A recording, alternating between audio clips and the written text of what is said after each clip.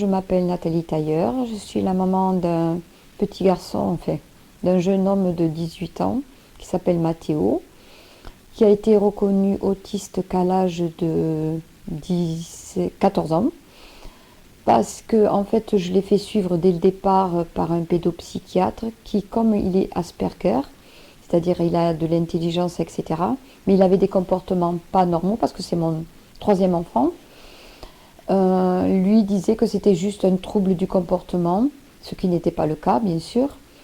Moi, je ne savais pas que c'était de l'autisme parce que je ne connaissais pas. Et en fait, c'est parce qu'il a pris sa retraite qu'il a été basculé sur un autre pédopsychiatre qui, lui, en 10 minutes, a dit qu'il avait des troubles autistiques. Donc, je suis allée lui faire passer les tests au CRA de Montpellier, qui a été reconnu autiste, Asperger et dysphasique. Dysphasique, il avait été reconnu dysphasique dès le départ à l'âge de 3 ans. Il est suivi depuis l'âge de 3 ans par une orthophoniste et qui l'a énormément aidé puisqu'il était non-verbal, il ne parle pas.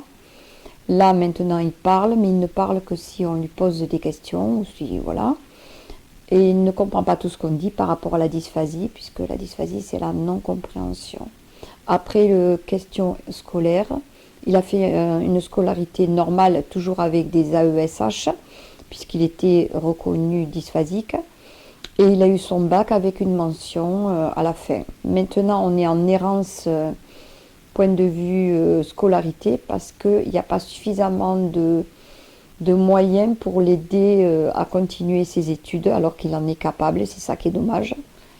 Par contre, j'ai eu la chance de rencontrer le PCPE, qui vraiment, ils sont d'une aide incroyable pour Mathéo. Ils le prennent toutes les semaines, ils le font sortir de la maison, parce que lui, c'est sa chambre. Son univers, c'est la chambre, il n'y a pas autre chose. Il n'a pas d'univers, l'univers, c'est sa bulle. Je fais partie de sa bulle, certes. Je suis une maman seule, puisque le papa a lâché prise dès le départ. Et résultat des courses, ça me permet à moi et à Mathéo d'avoir une bouffée d'oxygène et de me dire que bon, ben, finalement, il y a peut-être un avenir pour cet ado. Au mois de mai, on a été contacté par le CMP de Narbonne. Donc c'est une assistante sociale, si je ne me trompe pas, qui nous avait contacté car elle suivait en fait une maman qui avait un enfant TSA. Qui était en difficulté et qui souhaitait trouver une solution pour la suite par rapport à son enfant. Donc en fait, on est allé au CMP de Narbonne, on a rencontré cette maman. Donc son fils Mathéo était présent, mais dans la salle d'attente. La réunion a duré une petite heure où la maman a vraiment expliqué toute sa situation avec son enfant, l'historique. Et en fait, Mathéo, il allait passer le bac. Et il n'y avait pas eu Parcoursup, rien n'avait été organisé par la classe Ulysse. Et donc, elle était très inquiète en fait, de savoir ce qui se passait après. On a pu, quand on est sorti du rendez-vous, on est quand même allé se présenter près de Mathéo.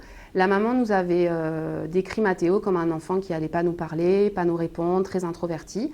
On a été plutôt surprise parce qu'il s'est levé, il nous a dit bonjour. On a expliqué rapidement qui on était. Après, expliquer le PCPE, c'est pas simple parce que PCPE, ça veut pas dire grand-chose. Donc bon, moi, je suis assez souvent en difficulté pour l'expliquer aux jeunes. Voilà, j'essaye de trouver des mots simples pour leur dire qu'on va les aider, mais c'est toujours un peu flou pour eux. Et donc après, on est reparti. Donc là, c'était à Narbonne. Et on est reparti à Carcassonne, on a parlé de cette situation en équipe, en réunion d'équipe avec notre chef de service, et on a aussi exposé le cas en réunion cadre à notre directeur et aux autres chefs de service.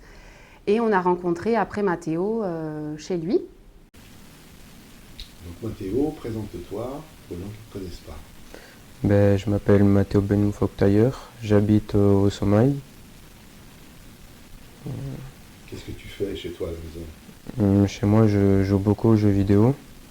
Tu aides un peu maman à la cuisine? Et j'aide un peu maman à faire la cuisine, le ménage, à étendre le linge. Bien. Et c'est tout. Et c'est tout? Oui. Mais demain, ce sera, je sais pas, moi, tu vas peut-être faire un peu de bricolage aussi, non? Ça t'intéresse pas? Non, demain je vais rien faire, je crois. Il y a un métier que tu as envie de faire? Pour l'instant, non. Non? Non. Pas étudier? Ah si, je révise le code en ce moment pour le Ah. permis. Passer le permis Oui, pour avoir une voiture ou une moto? une voiture. Une voiture? Hmm. Une moto t'intéresse pas? Non. Bon, les voitures, alors c'est quelle marque de voiture? Les Audi. Les Audi? Hmm. Et pourquoi? Parce qu'elles sont, Je sais pas, je les trouve si belles. elles sont belles. Hmm. Bah, t'as bien raison. Où vas-tu en vacances? Ben, pendant ces vacances d'été, je suis allé au camping vers Lyon. Et on a fait la piscine, du canoë. On a fait plein d'activités comme ça. On est allé à la mer aussi. Avec mon tonton et mon cousin. Et là, on a fait que ça. Bah, c'est bien déjà. Oui. L'hiver, tu vas pas au ski? Non, l'hiver, on ne tu bouge vas pas. de luge? Ça t'intéresserait d'y aller? Non, je ne bouge pas. Non, ça te fait peur? J'ai jamais fait et non. C'est parce que t'en as jamais fait ou... J'ai jamais fait, oui. Voilà, donc tu connais pas le contact de la neige peut-être. Non. Bon, ben, ouais, c'est une expérience à demander au PCPE, à Anaïs, pourquoi pas faire une journée à la montagne. Oui. Ouais. Donc en fait, souvent, l'entrée au PCPE se fait donc par une notification. Donc de temps en temps, la MDPH nous les envoie et nous, on attend en fait que les familles nous appellent. Donc elle m'appelle moi, c'est le numéro donc, de la coordinatrice qu'ils ont sur la notification. Et souvent au téléphone, je vais demander quelques éléments. Le prénom du jeune ou de la jeune, l'âge, où il est, voilà, s'il y a rupture ou pas. Parce qu'effectivement, au PCPE, en fait, ce qui est plus important, c'est vraiment la notion de rupture. Aujourd'hui, on suit 18 jeunes, donc sur tout le département. Et la plupart sont en rupture de parcours. Ils sont à la maison depuis 2-3 ans, ils ne font plus rien, donc ils ne sont pas en structure. Et nous, en fait, on est appelés pour les aider. On peut être emparenté un peu comme un service d'urgence. On a aussi, je trouve de plus en plus, aussi des personnes qui vont être en rupture. On a la tranche d'âge 17-18 ans, où en fait, après le lycée, il n'y a plus rien. Voilà, ils n'arrivent pas à trouver un travail parce qu'ils ont ces problématiques d'habilité sociale, de socialisation. Et dans l'Aude, c'est un peu compliqué. C'est un département qui n'est pas forcément fourni en structure ou en entreprise adaptée. Voilà. Vous parlez du CESAD Pro et du PCPE, puisque parfois on peut faire l'amalgame entre les deux, puisque le PCPE parfois accompagne les gens dans l'emploi. En fait, la différence principale, c'est la rupture, c'est la notion de rupture. Les gens qui rentrent au PCPE rentrent parce qu'ils sont dans une situation où il n'y a pas de solution.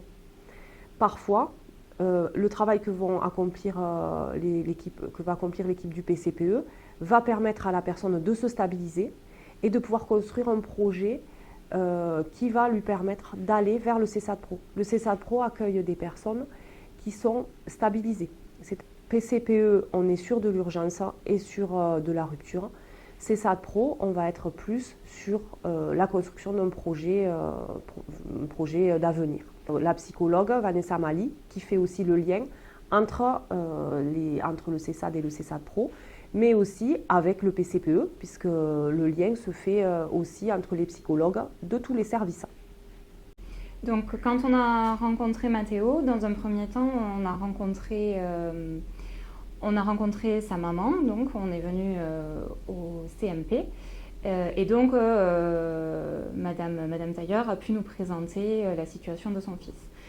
Elle a pu nous exprimer évidemment ses grandes difficultés, ses souffrances psychologiques à elle aussi, et les souffrances de son fils. Et surtout le fait qu'elle se sentait seule dans cette situation et très peu accompagnée.